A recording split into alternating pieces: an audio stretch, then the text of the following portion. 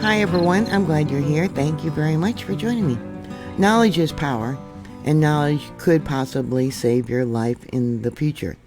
Knowledge you learn now can be applied to many different situations in the future. So many people want to be spoon-fed information when they need it on demand, instant gratification.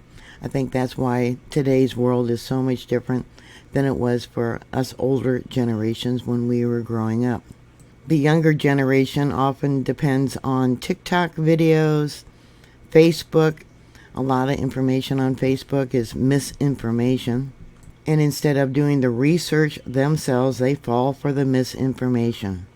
I think that's why they say that if there was a global disaster, where you lose power, water, infrastructure, hospitals, emergency services, 90% of the population would be dead within the first year because of lack of knowledge. Knowledge you learn now, you keep forever, hopefully in your brain. If there's a power outage, you won't have the internet to be able to look information up, so you need to learn it now. You say, okay, I'll go to the library. Well, libraries only have usually one edition of a certain book, maybe a handful of a certain topic. And if everyone else is going to the library, guess who wins and who loses? I have been covering Yellowstone for at least 11, 12 years. Many of you that have been followers of my channel over those years know that I was inspired. I was told by God after the eruption of the volcano there in the Canary Islands. I asked him, well, what subject should I cover next? And he told me Yellowstone. So I put together a video for newbies about volcanoes, and then there are supervolcanoes. The latter have no agreed upon definition. The term was popularized in a BBC documentary in 2020, but some scientists use it to describe explosions of exceptional violence and volume. It doesn't have to be a supervolcano to have drastic effects upon the Earth. There has never been a supervolcano eruption, such as Yellowstone, during the history of humans here on Earth. But there's been smaller eruptions that have affected life here on Earth. The USGS applies the term to any eruption exceeding more than 1,000 cubic kilometers or 240 cubic miles of pumice and ash as a single event, and that was more than 50 times the size of the infamous Krakatoa eruption in 1883, which killed more than 36,000 people. Volcanoes form mountains. Supervolcanoes erase them. Volcanoes kill plants and animals for miles around. Supervolcanoes threaten whole species with extinction by changing the climate across the entire planet. Yellowstone is considered a supervolcano. No supervolcano has erupted in recorded human history, but geologists have pieced together what an explosion must have been like. First, a plume of heat wells up from deep within the planet and melts rock just beneath the crust of the Earth, creating a vast chamber filled with pressurized mix of magma. Lava is called magma when it's still under the ground. Semi-solid rocks and dissolved water vapor, carbon dioxide, and other gases. As additional magma accumulates in the chamber over thousands of years, the land above begins to dome upward by inches. Fractures open up along the dome's edges, the outside wall. The last 3 super eruptions have been in Yellowstone itself. The most recent, 640,000 years ago. It was thousands of times the size of Mount St. Helens eruption in 1980, which killed 57 people in Washington. But numbers do not capture the full scope of the mayhem.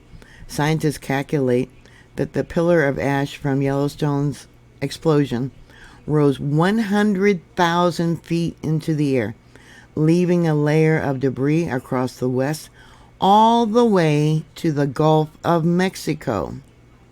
Pyroclastic flows, dense, lethal fogs of ash, rock, and gas superheated to 1,470 degrees Fahrenheit, rolled across the landscape in a towering gray cloud. Plants and animals were instantly vaporized. You know what the first thing that happens to a human when they come into contact with this superheated pyroclastic flow? The blood in their brain boils. The clouds filled entire valleys with hundreds of feet of material so hot and heavy that it welded itself like asphalt across the once lush landscape. And this wasn't even Yellowstone's most violent moment. An eruption 2.1 million years ago was more than twice as strong, leaving a hole in the ground the size of Rhode Island. 1.3 million years ago was a smaller but still devastating eruption. Each time the whole planet would have felt the effects. Gases rising high into the stratosphere would have mixed with water vapor to create a thin haze of sulfate aerosols that dimmed sunlight, potentially plunging the Earth into years of volcanic winter. According to some researchers, the DNA of our own species may have witnessed such a catastrophe around 74,000 years ago when a supervolcano called Toba erupted in Indonesia. The ensuing volcanic winter may have contributed to a period of global cooling that reduced the entire human population to a few thousand individuals. It was called a bottleneck, where early humans almost were completely wiped out here on Earth. When the pressure in the magma chamber is released through the fractures, the dissolved gas suddenly explodes in a massive runaway reaction. It's like opening a Coke bottle after you've shaken it, said Bob Christensen, a U.S. geoscientist who is now retired, who pioneered research at Yellowstone Volcano in the 1960s. With the magma chamber emptied, the surface collapsed. The entire dome in the region simply fell into the planet. Yellowstone has two resurgent domes. That is the Mallard Lake Resurgent Dome that you can watch and see that hill on the Old Faithful live web camera. And then the other one, Resurgent Dome, is the Sour Creek Resurgent Dome. The hotspot responsible for the Yellowstone caldera has emptied dozens of times in the past, going back some 18 million years. Since the hotspot is rooted deep in the earth and the tectonic plate above it is moving southwest, calderas from the more ancient explosions are strung out like a series of gigantic beads across southern Idaho and into Oregon and Nevada. The subsequent lava flows forming an eerie moonscape of the Snake River Plain, or the Snake River Plateau as I call it. The last 3 super eruptions have been in Yellowstone itself. The most recent, again 640,000 years ago, was 1,000 times, once again, the size, bigger than Mount St. Helens eruption in 1980. How many of you have heard about the year without summer? The year 1816 was known as the year without summer because of the severe climate abnormalities that caused average global temperatures to decrease by 0.4 to 0.7 Celsius, or I believe that's 3 to 4 degrees. Summer temperatures in Europe were the coldest of any on record, resulting in crop failures and major food shortages across the northern hemisphere. Countries such as Great Britain, Ireland, and France experienced significant hardships, with food riots, famine becoming common. North America also faced extreme weather conditions. In the eastern United States, a persistent dry fog dimmed the sunlight, causing unusual cold and frost throughout the summer months. Crops failed in regions like New England, leading to food shortages and economic distress. These conditions forced many families to leave their homes in search of better farming opportunities, contributing to the westward expansion. That was the supervolcano called Toba in Indonesia. On January 15th of 2022, the underwater volcano Hunga Tonga Hunga Hapia erupted, unleashing a powerful tsunami that destroyed homes and caused 4 deaths throughout Tonga. Another lasting effect of this event, the largest underwater explosion ever recorded by modern scientific instruments, was the huge amount of aerosol and water vapor plumes it launched skyward. New research shows how Hunga Tonga vast underwater eruption in 2022 has changed winters worldwide and will continue to do so for years to come, as far away as Australia. This is why Australia has been having a deluge of floods recently. North America and even Scandinavia were affected by the Hunga Tonga eruption. They found that the eruption, the cooling effect from the volcanic aerosols reflecting the sunlight into outer space, was stronger than the warning caused by water vapor trapped, and it would trap the heat in the atmosphere. The researchers used satellite data to explain how the stratospheric aerosol gases and temperatures changed after the eruption. The Hunga Tonga eruption contributed about 150 metric megatons of water vapor into the stratosphere, an amount so high that it raised global levels of stratospheric water vapor by 10%. This massive water injection cooled temperatures in the tropical stratosphere by 4 degrees in March and April of 2022. In turn, this cooling created a secondary circulation pattern that led to reduced ozone levels through the same year. Water vapor in the stratosphere has 2 main effects. One, it helps in the chemical reactions which destroy the ozone layer, and 2, it is a very potent greenhouse gas. There is no precedent in their observation of volcanic eruptions to know what all that water would do to our climate and for how long. This is because the only way to measure water vapor in the entire stratosphere is via satellites, and these only existed since 1979, and there hasn't been an eruption similar to Hunga Tonga in that time.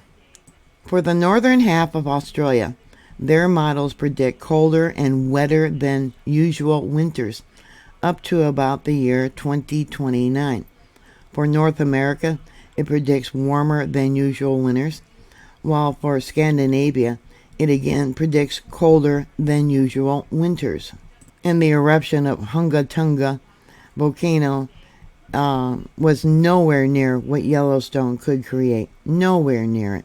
Yellowstone is renowned for its hydrothermal features such as geysers, hot springs, and fumaroles. These features are directly linked to the volcanic activity beneath the surface. Magma, like I said, it's called magma when it's still under the ground, heats the underground water, creating the spectacular displays seen at Yellowstone. Changes in the hydrothermal activity can also indicate shifts in magma movement.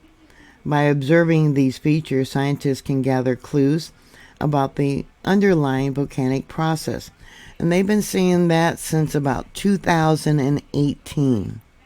Parts of the boardwalk were closed because of new hydrothermal vents erupting. Currently, after Black Diamond Pool erupted last year, that part of the park is completely closed off to visitors. And as the heated water travels horizontally, it's finding ways for it to erupt in new locations. I've talked about these recent eruptions. One of the key indicators of magma movement is ground deformation. When magma rises, it can cause the ground above it to swell or sink. This deformation is often subtle and requires precise instruments to detect. In Yellowstone, scientists use GPS technology to measure these changes with millimeter accuracy. By monitoring ground deformation, researchers can gain insight into the dynamic of the magma movement and its potential impact on the surface. An eruption at Yellowstone would have significant environmental impacts. The release of volcanic ash and gases into the atmosphere could affect air quality and climate. Ashfall could disrupt ecosystems and agriculture in the region. Understanding these potential impacts is essential for developing mitigation strategy. Scientists study past eruptions to assess the environmental consequences and plan future scenarios. I really don't think if they knew it was going to erupt, they would tell us, because, there's nothing that they could do to prevent it. In 1973, Bob Smith and a colleague were doing some work on Peel Island in the southern arm of Yellowstone Lake when Smith noticed something odd. Some trees along the shoreline were partially submerged and dying. He had worked in the area back in 1956 and was planning to use the same boat docks on the eastern trip, but the dock also was inundated, and he wondered why was the dock underwater. Smith set out to resurvey benchmarks that park workers had placed on various roads throughout the park beginning in 1923. His study revealed that Hayden Valley, which sits atop of the caldera to the north of the lake, had risen by some 30 inches over the intervening of decades. But the lower end of the lake hadn't risen at all. In effect, the north end of the lake had risen and tipped water into the southern end. The ground was doming. The volcano is alive. They often used to say that it was a dormant volcano, but now they know it's not. In the years since, Smith and his colleagues have used every trick they can devise to see beneath the park. Gradually, the portions and potential of the subterranean volcanic system have emerged. At the shallowest level, surface water percolates several miles into the crust. It's heated and boils back up, supplying the geysers and fumaroles that are seen at Yellowstone. About 5 to 7 miles deep is the top of the magma chamber. New research, I believe, says it's only about 3 miles deep. A reservoir of partially melted rock, roughly 30 miles wide. Basalt magma is trapped inside the chamber by denser, overlying rhyolite magma, which floats to the top of the liquid basalt like cream on milk. Magma is kind of like a beach ball filled with air that you push down under the water. And what happens when you let go? It rises up. Magma has a natural buoyancy of rising. In 2011, scientists revealed, they kept that under their hat for a while, that the ground above the magma chamber bulged up by 10 inches in a span of about 7 years. In 2011, they revealed that. Researchers at the Arizona State University think the supervolcano woke up after 2 influxes of fresh magma flowed into the reservoir below the caldera. And in an unsettling twist, the minerals revealed that they studied that the critical changes in temperature and composition built up in a matter of decades. Until then, geologists had thought it would take centuries for the supervolcano to make that transition. Also in 2011, they revealed that Yellowstone's magma reservoir is not arranged vertically as once thought, but rather it is tilted to the northwest to the southeast direction. It is also much bigger than previously thought, twice the size of what they thought. It measured about 55 miles by 20 miles, or about 90 kilometers by 30 kilometers on each side, and about 10 kilometers deep. But like I said, they think now it's only about 3 miles deep. By looking at the way sound waves created by earthquakes propagate through subsurface rocks of varying density, the scientists have discovered that the magma chamber is fed by a gigantic plume of hot rock rising from the Earth's upper mantle and is tilted downward to the northwest by 60 degrees. Its base perhaps comes 500 or 950 miles from the Gulf of California, miles below the surface. So it travels under the ground all the way about 950 miles from the Gulf of California up to where Yellowstone is currently situated. When the plume pumps more heat into the chamber, albeit the magma comes up into the system, the land heaves upwards. Small earthquakes allow hydrothermal fluids to escape to the surface, supposedly easing the pressure inside the chamber, which causes the ground to subside again. After the 1985 earthquake swarm, Yellowstone fell 8 inches over the course of 10 years or so, and then it rose again, faster the next time. Since 2004, portions of the caldera have surged upward at a rate of nearly 3 inches a year, much faster than any uplift since close observation began in the 1970s. The surface continues to rise despite an 11-day earthquake swarm that began in 2008, causing a flurry of apocalyptic rumors on the internet. If you take a look at the live webcam that is there at Old Faithful, and if you're lucky enough to see the Mallard Lake Resurgent Dome, that huge hill across the view there, you'll notice a line of dead trees. The trees there in Yellowstone grew up during what's called a quiet period, where Yellowstone wasn't showing hardly any activity. But since then, cracks have opened up and gases are now being released, which is killing the trees there along the fault lines of Yellowstone. And you'll notice that the line of dead trees, and many people say, oh, it's beetles or some kind of fungus, and no, they're being killed by the toxic gases coming up from Yellowstone. They were growing tall and healthy during what was called the quiet period and got to the height that they're at, but only recently has Yellowstone become active and is killing them off, and that is one of the signs. Things are not the same at Yellowstone as they used to be. One of the things that Yellowstone will release is volcanic ash. It is made of tiny fragments of jagged rock, minerals, and volcanic glass. Unlike soft ash created by a burning stove, volcanic ash is hard, abrasive, and does not dissolve in water. If you breathe it in, you cannot cough it out because it just embeds into your lungs. Airborne volcanic ash is especially dangerous to moving aircraft. The small abrasive particles of rock and glass can melt inside an airplane engine and solidify on turbine blades, causing the engine to stall.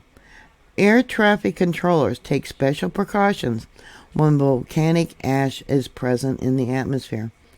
The 2010 eruption there in Iceland produced an ash cloud that forced the cancellation of roughly 100,000 flights and affected 7 million passengers, costing the aviation industry an estimated $2.6 billion. Volcanic ash can impact the infrastructure of entire communities and regions. Ash can enter and disrupt the functioning of machinery found in power supply, water supply, sewage treatment, and communication facilities. Heavy ashfall can also inhibit road and rail traffic and damage vehicles. When mixed with rainfall, volcanic ash turns into a heavy cement-like sludge that is able to collapse roofs. Think of your home, apartment buildings, shopping malls, hospitals, fire departments, things like that. Ash also poses a threat to ecosystems, including people and animals.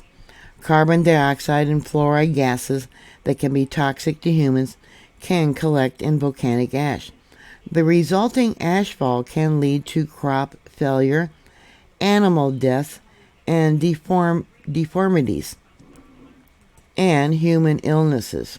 Ash's abrasive particles can scratch the surface of the skin and eyes, cause discomfort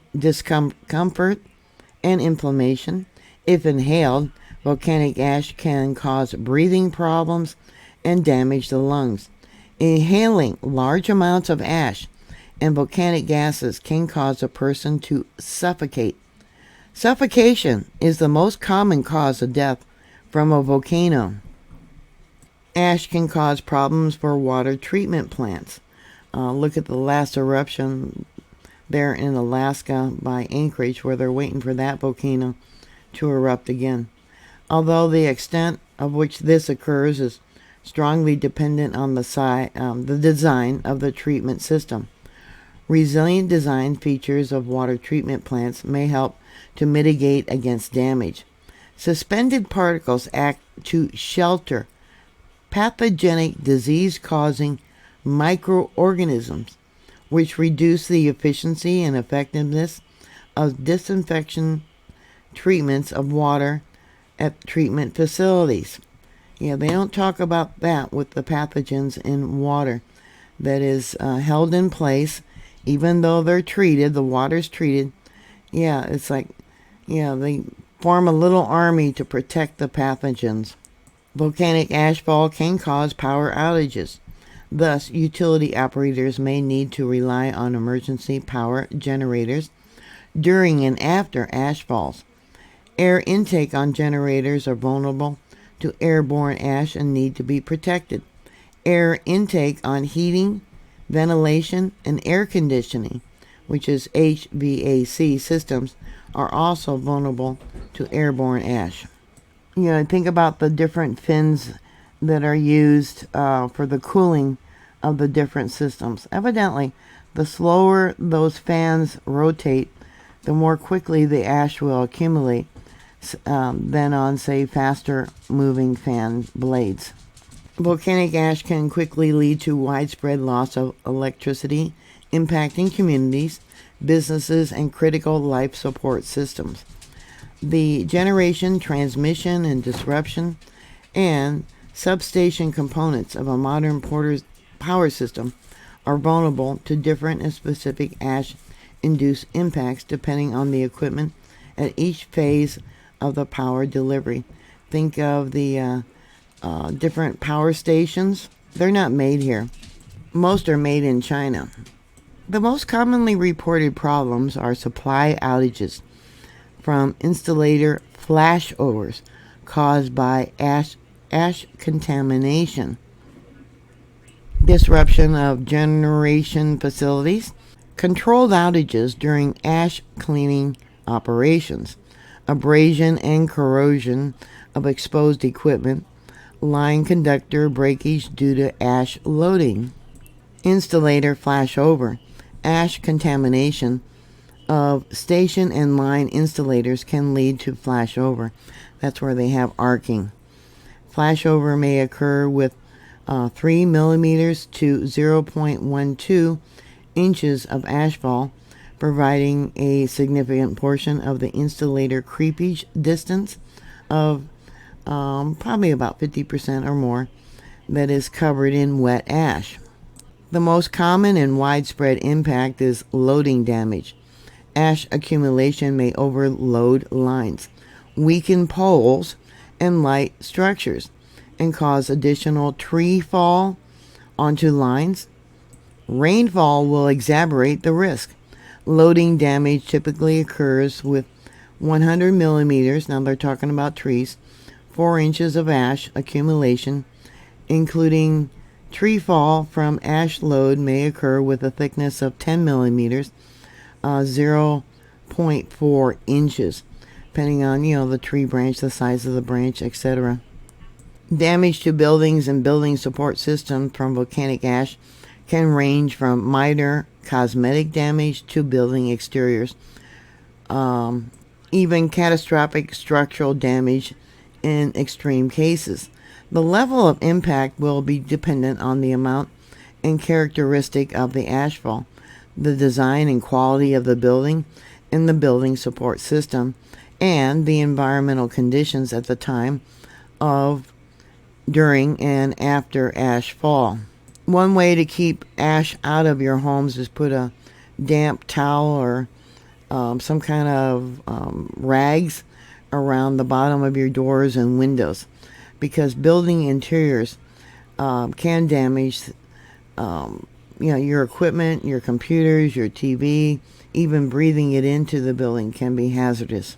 It can also damage the building support systems which allow the building to function, such as heating and air conditioning and ventilation. This is most often due to the obstructed filters that would be clogged with the ash. And I talked about the fins on the condensers. Different air intake locations too can become clogged with the ash. Non-structural elements of buildings, such as gutters, when fitted, can accumulate ash from the roof, reducing the drainage capacity and further increasing the loading.